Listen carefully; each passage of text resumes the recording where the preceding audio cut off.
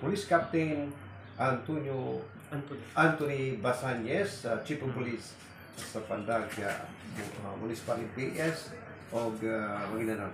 May hapon, congratulations. Kumusta karon ang kabilugan o sa peace and order kini ato ang munisipyo ng Pandag?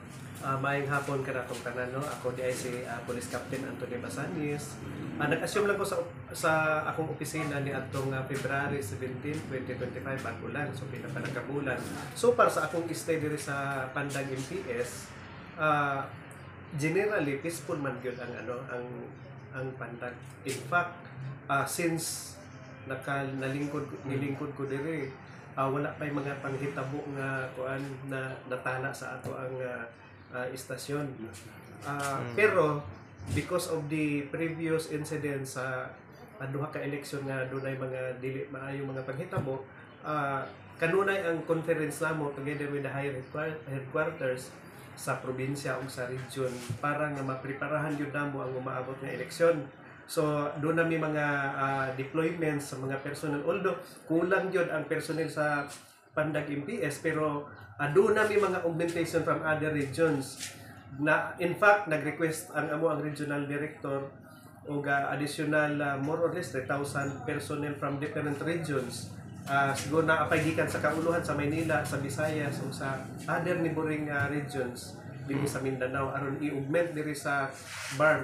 Ug in fact na po gihimo ang gi-create karon nga task force ang BARM para nga ma-ensure lang yun nga magiging successful ang umaabot nato nga election, successful and peaceful election. Liwanagin ko lang po, sir, ito ba yung binanggit at nababalita na talaga ang SAP nag-deploy ang ating mga kapulisan na dito ng SAP kasama yung diyan sa Buluan at Pandag? Ito ba yung sinasabi niyo ng mga SAP ng ating mga kapulisan to maintain and together? Aside from that, isa yan sila sa mga augmentations natin. Nauna lang yan sila. Actually, na-realign lang yan sila kasi galing yan sila ng Lanao. So, nauna sila dito sa atin. So, isa yan sila sa mga augmentations. Mayroon pang darating na mga susunod na mga augmentations from Maritime Group, PNP Maritime Group, at saka sa other mobile forces sa mga regions natin, neighboring regions. Gaano ka-safety po ang ating mga kabayan during the campaign period na ano po ang ating malaman ng ating mga civilian dito na mayroon talagang trusty ang ating kapulisan dito ay 24 hours or 24/7 na talagang andang-anda kung ano man ang maging sakuna na darating kasi medyo mainit po ito. So ang aside from mayroon kaming random checkpoint, mayroon din kaming fixed checkpoint. Aside from that, yung mga mobile forces natin from Maguindanao del Sur, on call din sila sa atin at saka yung Philippine Army 2nd Mechanized Battalion natin at saka yung Special Action Force natin para makipagtulungan para ma-maintain natin yung peace and order natin sa EOR natin. Siguro alam po natin na medyo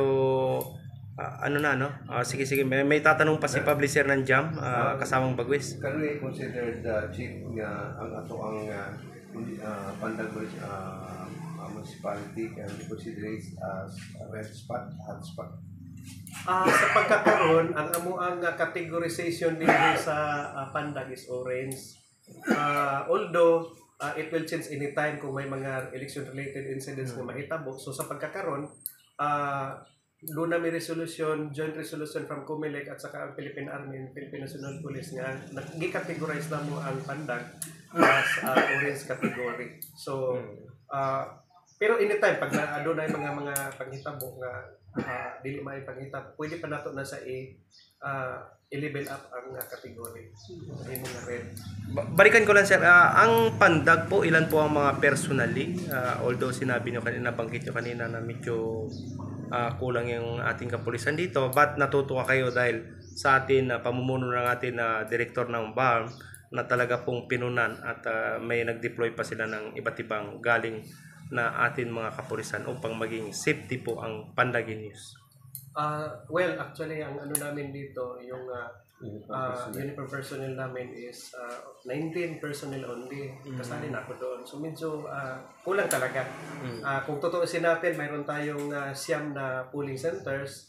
So kailangan natin ng more or less dapat sana mga 6 na personnel na i-ano natin doon, i-deploy natin. So kulang na kulang po yung natin personnel kasi aside from may deployment tayo, mayroon tayong kailangan na bantayan dito sa police station, doon sa Comelec office, sa treasurer's office, sa municipal hall natin. So madidivide talaga. So kailangan namin yung augmentation hopefully before election, mga siguro 2 weeks before election, darating na yung mga augmentations natin para mailatag natin yung ating deployment plan.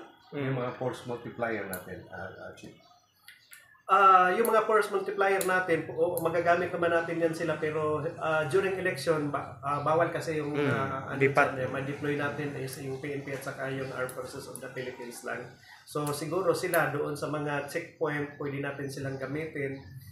Pero sa loob ng buting centers, hindi sila pwedeng papasok kasi doon. Parking walls po sa ating mga kababayan na ano yung kanilang pangawakan at bilang kayo yung Chief of Police ng Pandag Municipality, lalawigan ng Maguindanao del Sur, Police Captain. Bilang COP ng Pandag Municipal Police Station,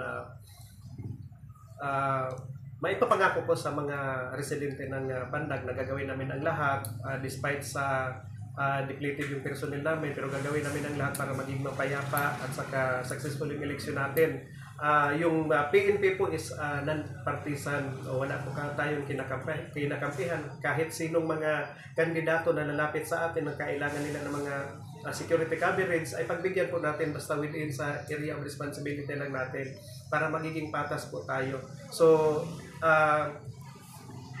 ang gusto ko lang pong ipaabot sa ating mga residente na during election period, huwag kayong matakot, lumabas kayo, i-exercise niyo yung right to suffrage ninyo, buboto po kayo para magiging successful yung election natin. At kung mayroon man kayong makikita or mga suspicious na mga tao na makikita sa paligid, pwede kayong tumawag sa hotline natin para ma-actionan natin kaagad.